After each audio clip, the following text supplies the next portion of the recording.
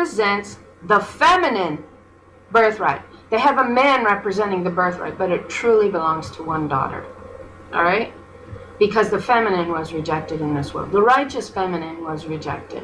Right? They just don't hold her in the position that she's supposed to hold. So in Genesis 49:23, and if you go to Genesis, we're going to read more than that. I ain't got it wrote out here.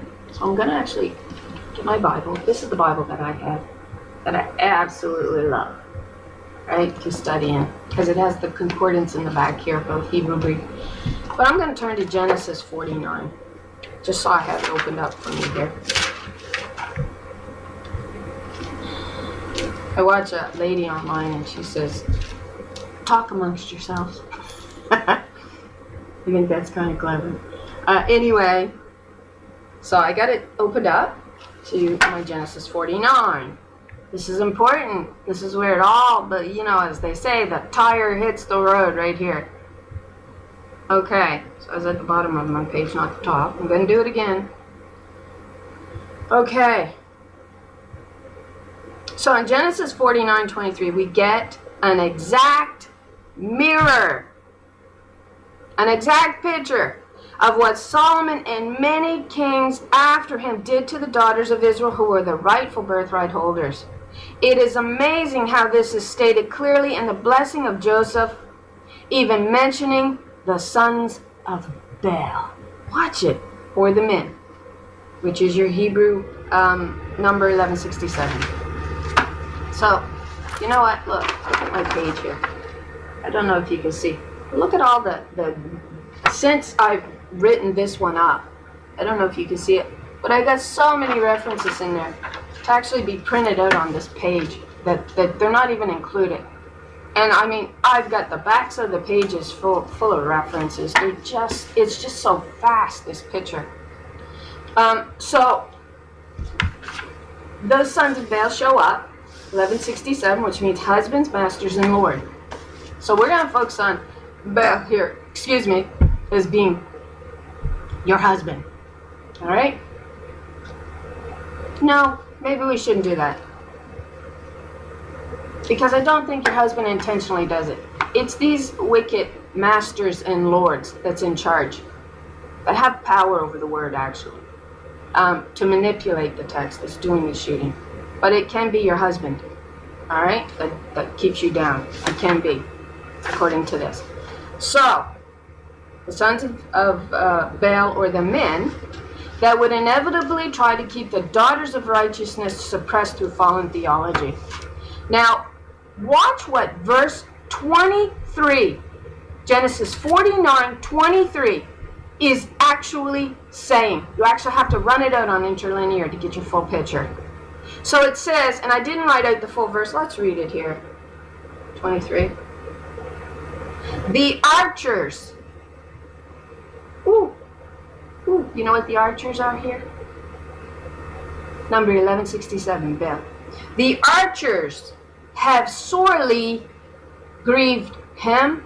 Well, I suppose they grieved the hems, but it's the hers that they're really after. And shot at him, and that's italicized, so it means it's been imposed on the text. It doesn't really exist there. And shot at him and hated him. Right? So let's, so I got the wrong verse.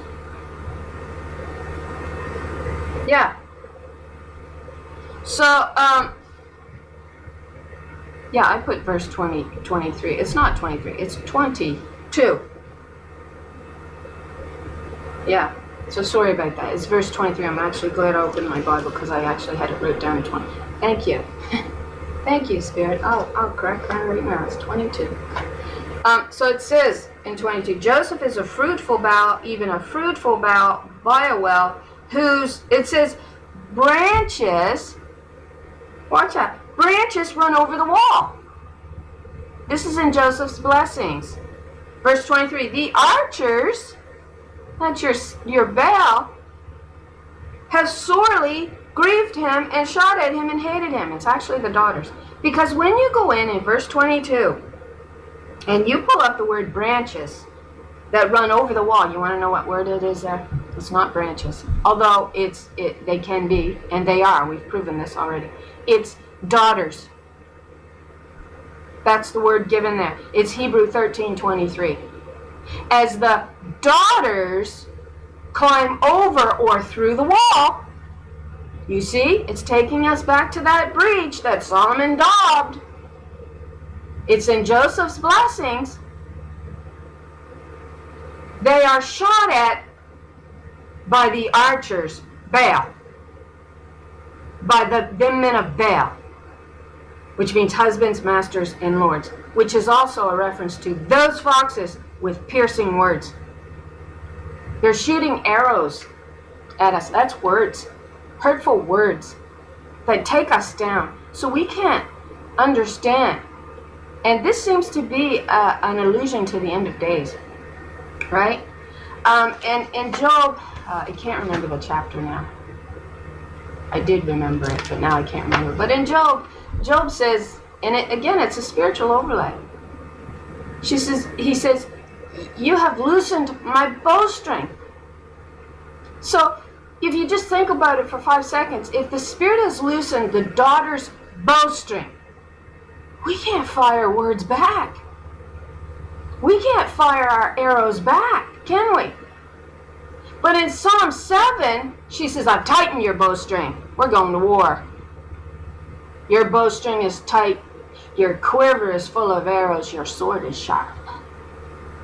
Ezekiel 21. She's getting a sword all ready to go. I've furnished it. I've sharpened it. I've prepared it for war. Right? Sorry, I got off track again. I'm going to have to make another video. You watch. I didn't want to do that. So, the branches, the daughters climb over or through the wall. They are shot at by Baals. Right? So Ezekiel 13:3, which is where we began, the daubing of the wall. And actually, I didn't specify, but Ezekiel 13, it references, I believe, Hezekiah as being the king that actually daubed the wall. But what I'm trying to suggest to you, that it really began with Solomon, and possibly long before him. We just know that he was one of the first kings, right? We know Saul was the first one picked by men over God, right? And then David, and then King Solomon. But he was certainly the first one to daub that wall, began the daubing of the wall. And so in Ezekiel 13:3, you get this. Thus saith the Lord God, woe unto the foolish prophets that follow their own spirits and have seen nothing. They're lying. O Israel, thy prophets are like the foxes in the deserts. Now, I couldn't in the beginning understand the correlation to a fox. I couldn't get it. And it took me, I have to say, quite a few months before I drew the correlation. And I use that word a lot, I'm sorry. But when we run out the derivatives of the words fox and jackal, and when you pull them up on interlinear, it means a burrower, something that digs, right? And now it makes sense, but it didn't at the time. So it leads us to a word that means to dig or to remove. So if you continue to run out on interlinear, your derivatives, it's going to take you to a word that means to remove handful by handful. This seems to make sense when we begin to understand how they removed the truth, the foundation, handful by handful, and replaced it lie by lie over the passage of time until no one no longer remembered the truth. If the daughters who are responsible, we're talking the righteous daughters, who are responsible for teaching the righteous principles of heaven, have been indoctrinated with the lies of fallen man and the horror she-spirit, then who remembers them? Or the Spirit does. She says, I don't write them. She didn't say, I wrote the words on pages, black words on a page that you could burn, you could lose, you could change. She says, I wrote them where? On your heart. So we can't lose them. They're literally within us. Literally within our spirit. And there seems to be an illusion, and I'll briefly touch on this. In the movies, you'll see a lot of, series where these black words will rise up to the surface of the skin, and they're these prophets, and they've got these black words risen up on their skin, and it's appointed for these apocalyptic days. And that idea runs through quite a few of these fantasy stories. And it's really, I believe, an allusion to what's going on right now with the daughters of Zion. The truth is literally rising up within us. It's not on a page. It's within us, the truth. Right? So that, while they've stolen it for a time, it's within us for an appointed time to rise up. All right? That seems to be our picture of the whole thing. So now to finish off in Micah 2:13, I skipped verse 12 because I felt it slowed the narrative down, but I'm doing a pretty good job of that myself. Which verifies all of what we have just discovered about the breach by saying, verse 13, he or she who opens the breach goes up before them. They break through and pass through the gate going out by it. Their king passes on before them. Christ led the charge, didn't he? He was the very first one that opened up that breach. He allowed it to exist now within the body again after what they did. So who became the new temple? Who is called the second Adam? Remember, Christ was offered up through the eternal Spirit, and we are told this in Hebrews 9. He was born of the eternal Spirit, was founded upon the teachings of the eternal Spirit. Remember, Christ endured much testing by the Spirit herself that tested him. It was the Spirit who took Christ out into the wilderness for 40 days to be tempted by that whore spirit, Lucifer, Satan. She was testing him. She knew that he was going to come through it fine, but she was testing him. Matthew 4:1, Mark 1:12, Luke 4:1. It was the ashes of the red heifer, Numbers 19, and Hebrews 9, 13, 14, that cleansed us and made us acceptable unto God. That's the Spirit's job. Right? His blood. It cleanses us from all sin is the Spirit. Right? Leviticus 17. Life is in the blood.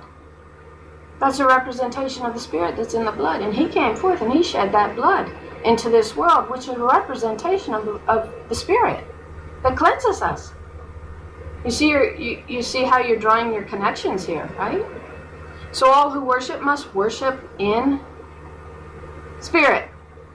We can't worship in these bodies of flesh. They're filthy. It has to be in the Spirit that we do that. But we must not forget that Christ is the second Adam, and so also what comes out of him is the second Eve, the reborn Spirit, who's gone through her testing. Now she will be as one true crown, in whom no guile is found in her mouth, no false doctrine fed to her by fallen men or the whore she-spirit who is the principality, which is the chief, your feminine, and the power of the air. You'll find that in Ephesians 6:12. So remember, Christ restored back that which he took not away. Adam, the first male, took it away, and the righteous daughter Zion, will also restore back that which she took not away. Lucifer took it away, which means she must restore the righteous Spirit's principle in the second heaven. Talking daughter Zion here. Lucifer took that away, so it's on us, the righteous daughters of Zion, to restore it back in the second heaven by binding the false whore spirit principles here on earth. Now that's where I'm going to run with it for now. So Zechariah 4:6, what does it say? Not by might, nor by power, but by my Spirit, saith the Lord of hosts. Do I do these things? That's how I'm going to accomplish this. Through my Spirit. This is all, it's all for another paper. We could go into more detail about that, but we can't right now. So now let's turn our attention to the Milo and what exactly this Milo appears to be. If we pay careful attention to Scripture, it does indeed verify that this Milo was the king's palace, and it did exist prior to David's time, for we have a mention of it in Judges 9:6. And all of the men of Shechem gathered together, and all the house of Milo, and went and made Abimelech king. by the plain of the pillar that was in Shechem. It says this in 2 Kings 12:19. And the rest of the acts of Joash and all that he did, are they not written in the book of the Chronicles of the kings of Judah? Verse 20. And his servants arose and made a conspiracy and slew Joash in the house of Milo. So there's Milo, which goeth down to Silla. And it says this in 2 Samuel 5:9. So David dwelt in the fort, that's your citadel. And you get reference to that in Song of Songs. The citadel, right? Which is actually your fortress that protects. So it's actually referencing daughters, which represents the Spirit as your fortification, right? I'm not going to get off track. I want to speak about Micah, but I'm not going to do that. So it was the citadel, and called it the city of David. And David built round about from the Milo and inwards. This is once again verified for us that this was indeed the castle of the kings where he and his wives lived. And David had built a wall, leaving open a gateway or a breach that led into the land of Israel, northern kingdom. There's my kitty cat. Judah was called the southern kingdom. And David did this for his wives as well as for the nation as a whole, doing as the Lord had instructed him to do. Solomon closed this breach gate up as all of his wives came from foreign nations. He had took wives from the surrounding foreign nations and then daubed the wall. Yeah, that's why the occult world takes Solomon the key, and exalts him. If you do a little bit of study on the key of Solomon in the occult world, they hit on that, hit on that, hit on that. They won't tell you what it means. They don't necessarily what it means anymore. It says they've even fell for their own lies. They've forgotten the truth. They've told so many lies, they've forgotten the truth. That's actually in the scripture. The Spirit has told so many lies, they've forgotten the truth. At least the ones that follow this Holy Spirit. They've literally forgotten what's real and what isn't. So, where was I? Oh, darned.